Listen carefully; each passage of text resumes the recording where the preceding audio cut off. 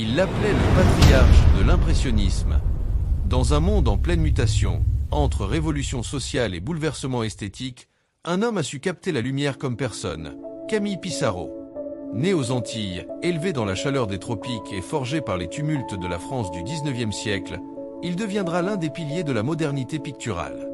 Pissarro, c'est l'œil du peuple, du quotidien, de la terre labourée et des villages endormis sous la brume.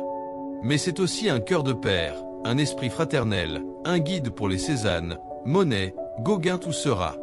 Infatigable chercheur, il a repoussé les limites de la couleur, du trait, du mouvement. Et pourtant, derrière cette œuvre colossale, se cache un homme humble, engagé et profondément humain.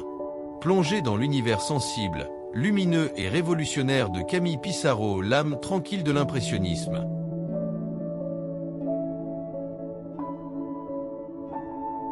Par une brume légère d'automne, Camille Pissarro peint sur sa toile les longues rangées de peupliers courbés par le vent. Il aimait ces paysages de campagne où la nature s'offre dans sa simplicité.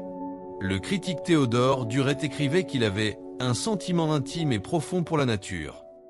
En véritable peintre de plein air, Pissarro brise les surfaces à grands coups de pinceau agile pour traduire les jeux changeants de la lumière. Ses toiles respirent ainsi la vie simple des champs, humble et puissante. La passion de Pissarro pour la nature l'amène à peindre aussi en banlieue parisienne, notamment à Louvciennes en 1869 à 1870. C'est là qu'il rejoint Claude Monet au seuil de la première aventure impressionniste. Après 2 refus successifs au salon, Monet trouve en Pissarro un compagnon partageant les mêmes idées.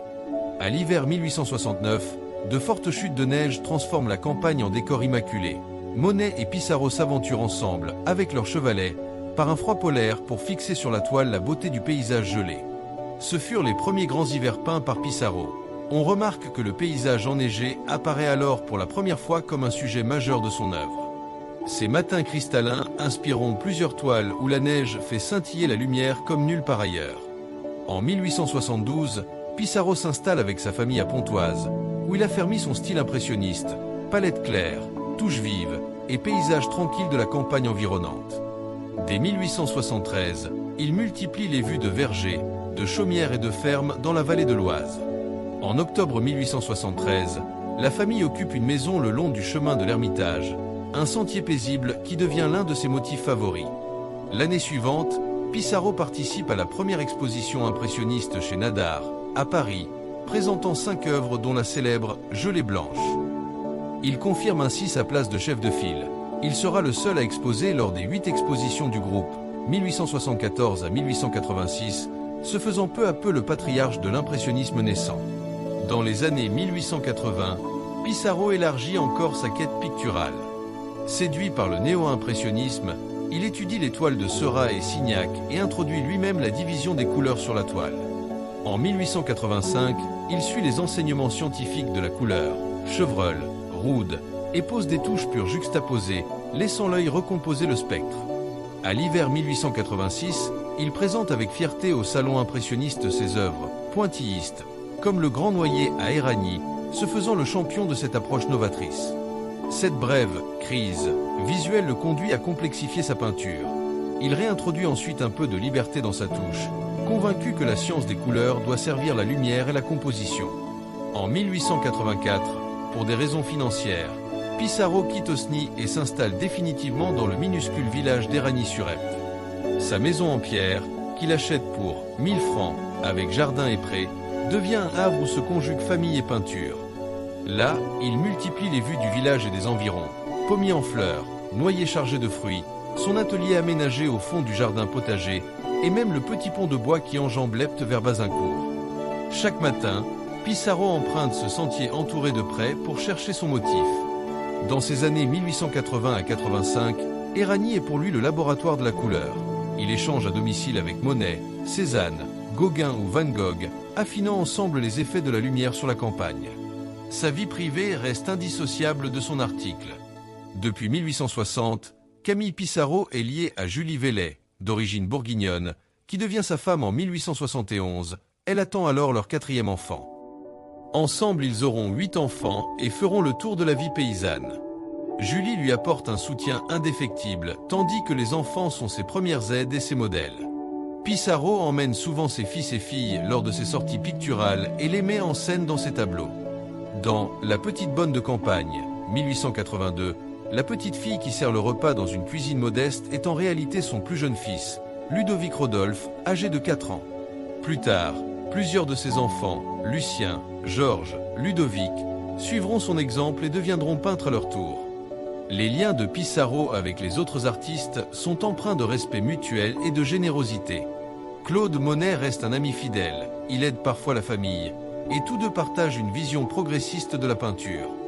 Avec Edgar Degas, Pissarro collabore à des gravures et échange sur la composition, Degas le poussant à remplir ses scènes de personnages supplémentaires. Bientôt, l'expression familière « Père Pissarro » circule parmi les impressionnistes, tant il joue le rôle de guide pour les plus jeunes. Du Marchand-Paul Durand-Ruel aux critiques comme Gustave Geffroy, chacun loue la sagesse du peintre.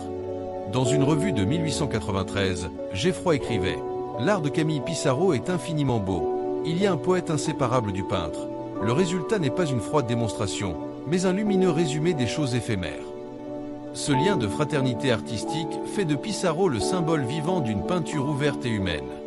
Pour ces dernières années, Pissarro endure des drames personnels avec la même dignité qu'il avait apporté au travail des champs.